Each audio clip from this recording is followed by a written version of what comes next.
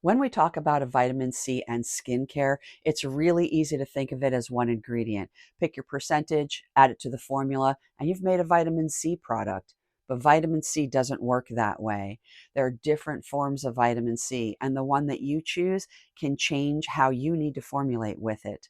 Treating them like they're interchangeable can create problems with everything from solubility and pH to where they actually belong in the formula. So today, I'm using two different forms of vitamin C and I'm building them into an antioxidant cream that gives me my vitamin C step and my moisturizer step in one product.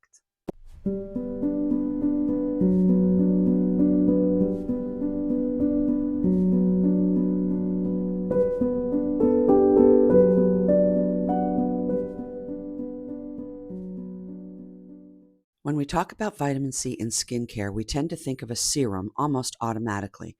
But vitamin C doesn't have to be a serum, and choosing the product format is just as much a formulation decision as choosing the form of the vitamin C itself. The other problem is that vitamin C can sound like one ingredient with one set of rules. It isn't. L-ascorbic acid is probably the form most people recognize. So a lot of what we hear about vitamin C formulation, low pH, water solubility, and oxidation is really coming from our experience with that particular form. But there are also vitamin C derivatives, and they don't necessarily behave the same way. Some are water soluble, some are oil soluble, and their formulation requirements can be very different.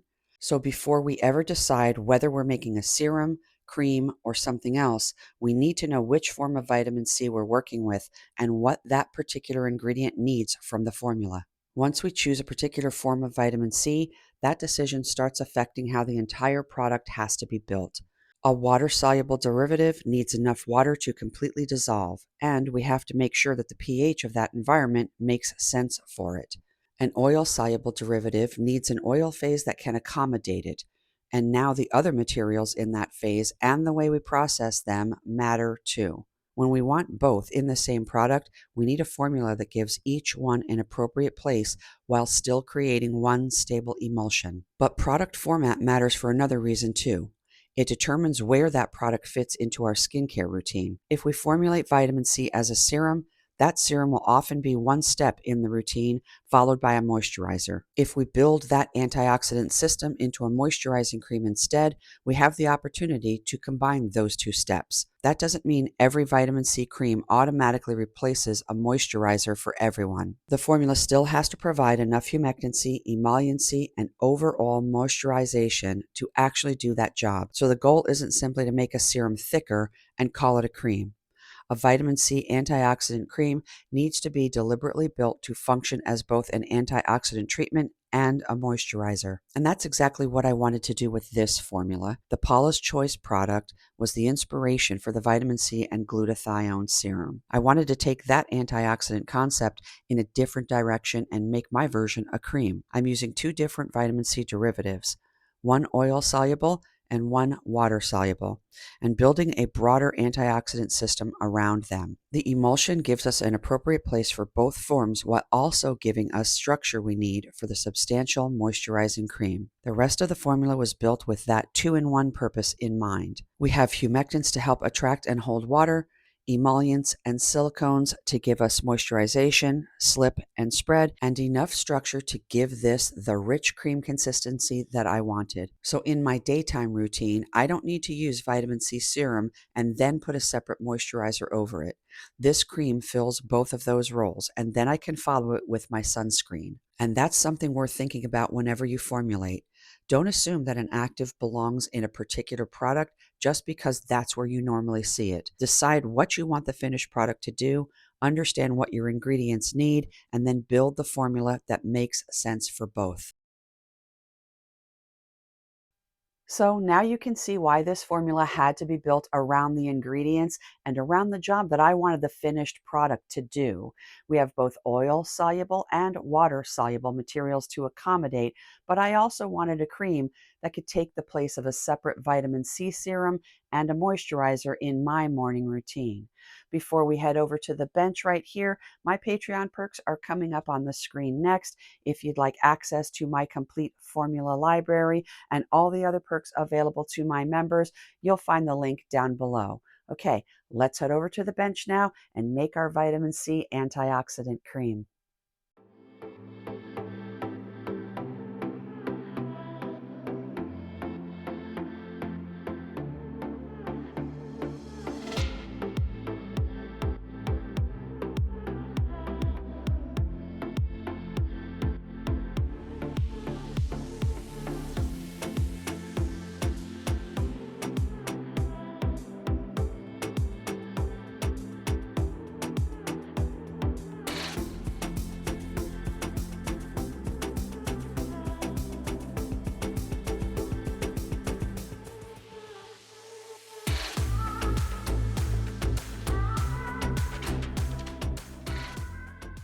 So the first thing that I did is I measured out all of my distilled water. I set aside 6% of the water for the Ascorbyl Glucoside, and then another 2% in a second beaker for the glutathione. So the first thing that I'm going to be adding is going to be sodium phytate.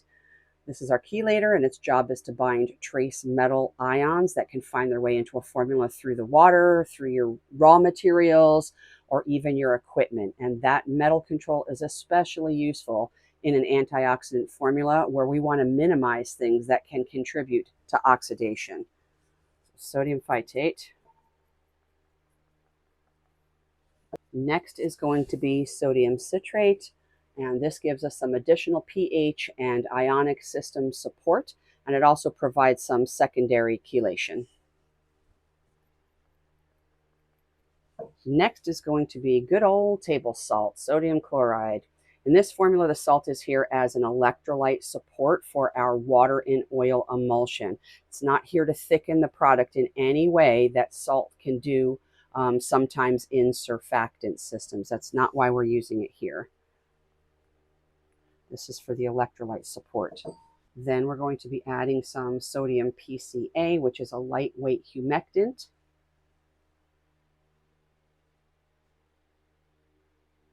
Followed by urea, another humectant. Both of these help us build hydration into the serum without having to get all of that humectancy from glycerin alone.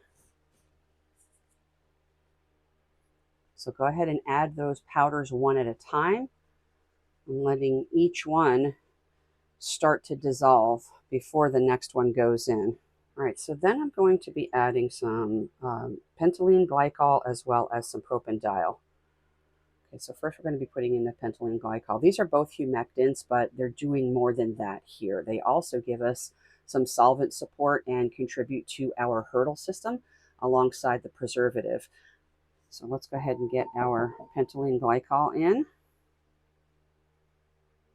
And then propanediol also helps us build hydration without making glycerin carry that entire job all by itself. All right, next is going to be our glycerin, but I'm going to go ahead and put that to work before that goes into the water. So I took a portion of the glycerin, and I'm going to use that to predisperse our super low molecular weight sodium hyaluronate. So this is another humectant, but because we're using a super low molecular weight grade, it doesn't build that thick swollen gel that you may associate with high molecular weight HLA. So the glycerin helps me disperse the powder evenly so that I'm not fighting clumps when it hits the water. So we're going to go ahead and do that now. This is the super low molecular weight HLA. So we're just going to go ahead and start getting that all mixed in with a portion of the glycerin, not the entire amount of the glycerin, just a portion of it.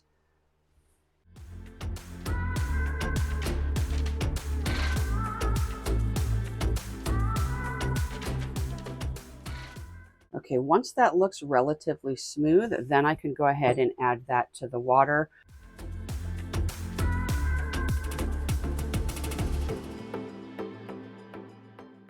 Okay, so then I'm going to be using the rest of the glycerin to make a slurry with the xanthan gum and the Sepenov EMT10. So the xanthan gum, I'm using xanthan gum soft, and then the Sepenov EMT10. These are our two water phase rheology modifiers, and they're being used at very low levels to give the water portion of the emulsion some structure and help support droplet stability. Let's get the xanthan gum soft in here.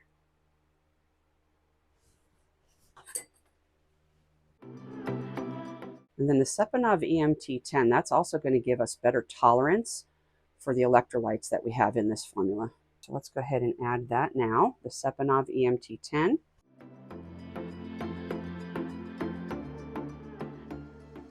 All right, we're going to go ahead and add this slurry now to our water phase.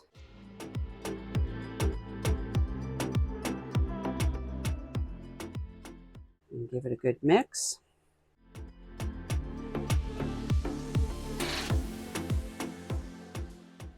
All right, let's go ahead and set that aside just momentarily because now I can prepare our first reserved portion of the water. So remember, I reserved 6% of my water portion. This is for the Ascorbyl Glucoside. So this Ascorbyl Glucoside is our water-soluble vitamin C derivative, and we're using it at 2%. Because it's water-soluble, I'm dissolving it separately before it goes anywhere near the finished emulsion. That's going to let me make sure that it's completely dissolved instead of adding a powder directly into an already completed water phase and just hoping for the best.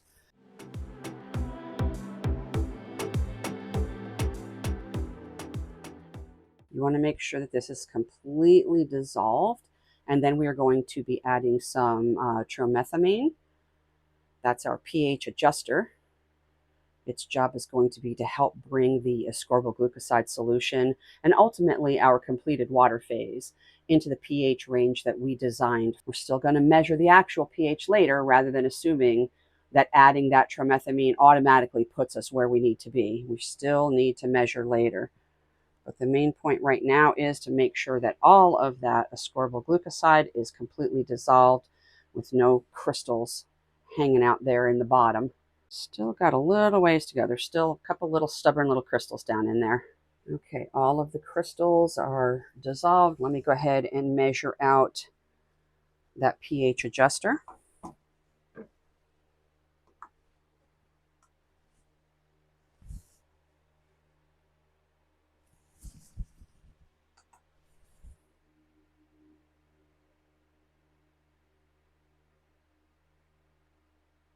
All right, everything looks good here. I'm going to go ahead and cover this back up and keep that separate, and then we can move on to the oil phase. So go ahead and cover that up. We're done with this for now. So put that right back where it was. So now comes the oil phase, and the first ingredient is Tetrahexyldecyl Ascorbate, or THDA. I'm using this at 10%.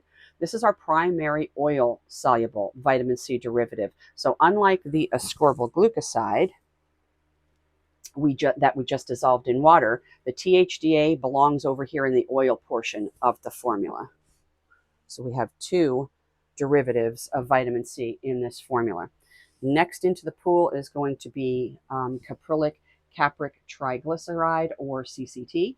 This is a lightweight emollient, but it has another important job in this particular formula. It gives us an oil carrier to help dissolve our CoQ10.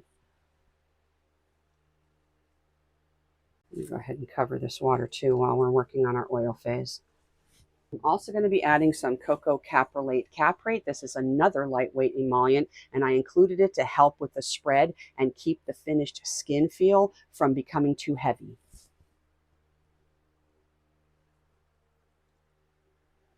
Okay, then we're going to be adding some vitamin E, and this is an oil-soluble antioxidant, so it's here to support the oil side of our overall antioxidant system.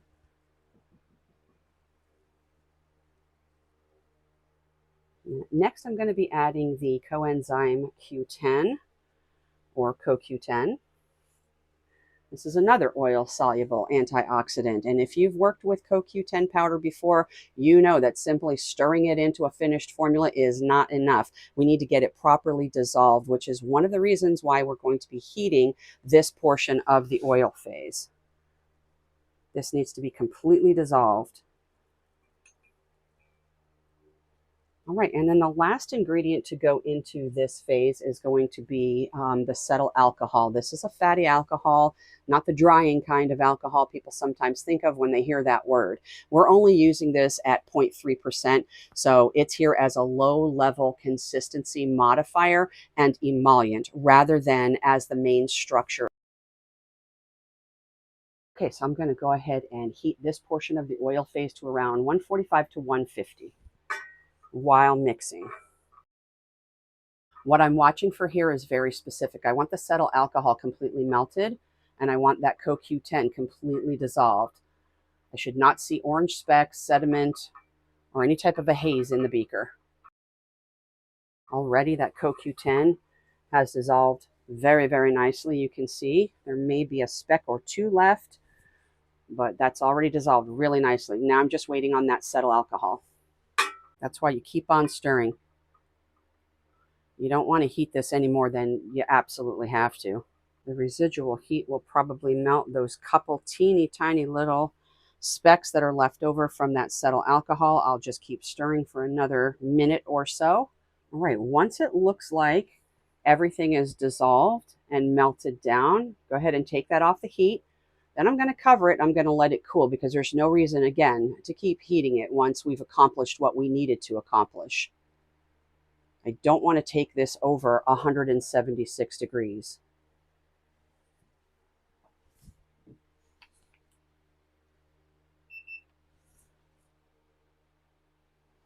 And just set this aside and allow that to continue cooling down. Okay, so this has literally only been sitting here for a couple of minutes. It really doesn't take long for that oil to come down. Let's give it a little bit of a stir. Again, make sure you don't have any little clumps or chunks or specks, especially of that CoQ10. Take the temp one last time. So we're at 91 and we are good to go. I can start to add the ingredients that I deliberately kept out of the heating step. The first one is going to be dimethicone, and this is a silicone, and here it gives us the slip, the cushion, and a smoother skin feel. Next is going to be Liposoft 1689. This is our water and oil emulsifier, and it's the ingredient that allows us to hold that much larger water phase inside of this oil continuous emulsion. This is very different from the oil and water emulsions that we normally make, and you're going to see that the difference is very clear when we bring these two portions together.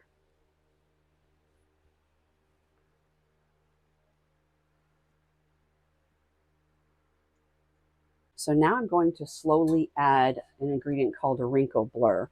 This is a blend of dimethicone, vinyl dimethicone, cross polymer, and silica. It's a secondary modifier that gives us some additional slip. It also gives us a softer, more refined skin feel while also providing a little oil phase rheology support. So I'm going to add it in slowly so that I can get it completely dispersed without leaving clumps or streaks. I'm going to be switching this beaker over to a larger vessel because we're going to go ahead and put this under our overhead stirrer in a minute. Again, this is a water in oil solution. So we're going to be pouring the water into the oil. Normally when we're making emulsions, it's the other way around. It's oil in water solutions. But again, I'm going to go ahead and switch this to a larger vessel and then get this underneath our overhead stirrer. Okay, everything is already set up here. We've got the overhead stirrer going with our oil phase. The last ingredient that's going to go into our oil phase is going to be Isolite Fast, which is the C1112 isoparaffin. This is a very lightweight, fast spreading hydrocarbon. It's going to help lighten the feel of the formula that already contains a significant amount of that THDA, dimethicone, and the other oil-soluble materials. But it's also really volatile, which is why I waited until the oil phase was below 95 degrees Fahrenheit before adding it.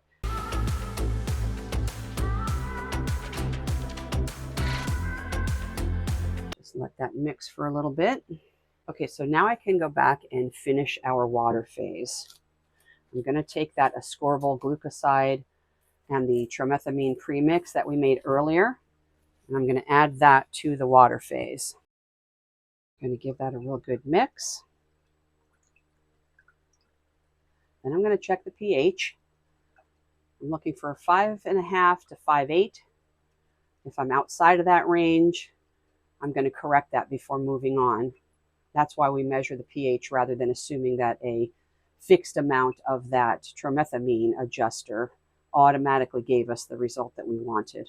All right, we're at a 5.49, so that's good for right now. This is not a final adjustment by any means. It's just where we're at right now. Okay, now that we have that pH dialed in for right now, we're going to go ahead and work on that last, remember that 2% water that we reserved at the very beginning? So I deliberately waited until we're almost ready to start emulsifying before preparing this, because this is our L-glutathione, and that is a water-soluble antioxidant. It gives us another part of the broader antioxidant system that we're building around our 2 forms of vitamin C. I'm going to go ahead and dissolve that completely in this little amount of the reserved water, rather than preparing it earlier on and then letting that solution just sit around while we make everything else. Just wait until the end to do this part.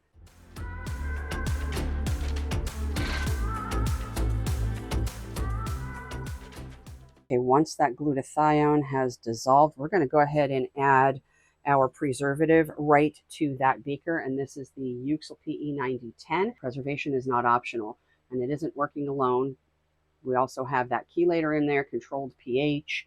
We have the pentylene glycol and the propanediol contributing to the hurdle system. So we're going to add this directly to that beaker with the L-glutathione. And we're going to mix those two before adding it to our main beaker.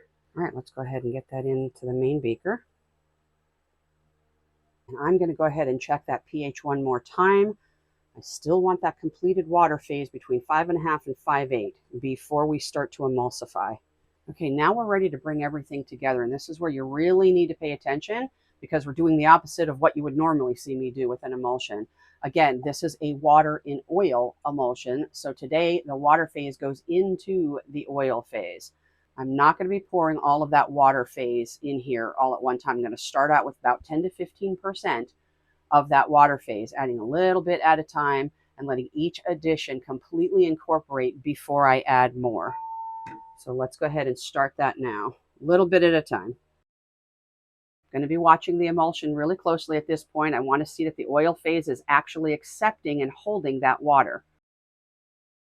If this first portion won't incorporate, or if I see obvious separation, I'm going to stop. Adding the remaining water isn't going to fix an emulsion that isn't forming properly in the first place. You need to really be patient with this part. Little bit at a time. It's almost like making the oleo gels. Little at a time, watch what it does. You don't just dump it all in. So far, so good. The oil is accepting the water, holding everything together. The emulsifier is doing its job. You can stop it occasionally if you'd like. Take a look. Make sure that there's no obvious separation happening before you continue on. And then once I can see that everything is holding together well, I can slowly add the rest of the water phase in a thin, steady stream while continuing to mix with the overhead stir.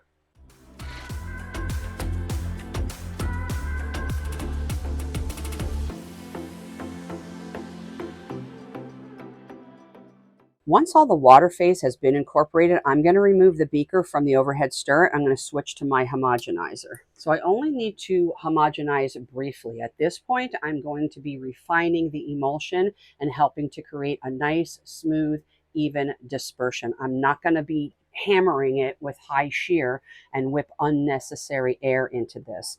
Very briefly on short little bursts.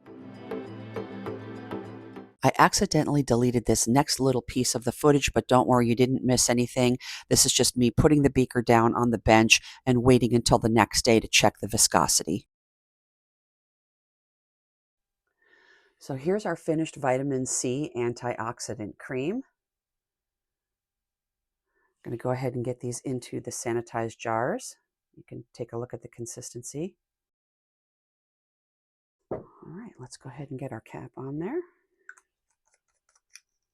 Now, when I am using a vitamin C product, especially, I will go ahead and take a little bit of saran wrap and stick it right here on the opening because air still can get in there.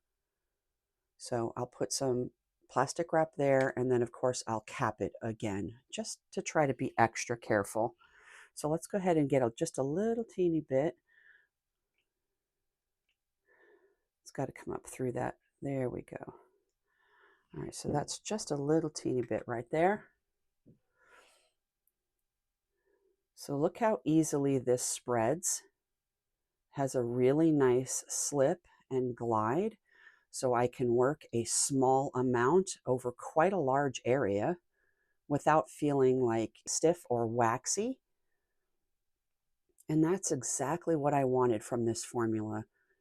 A rich cream consistency, but with that really silky, slippery spread that keeps it from feeling like a heavy cream made with waxes.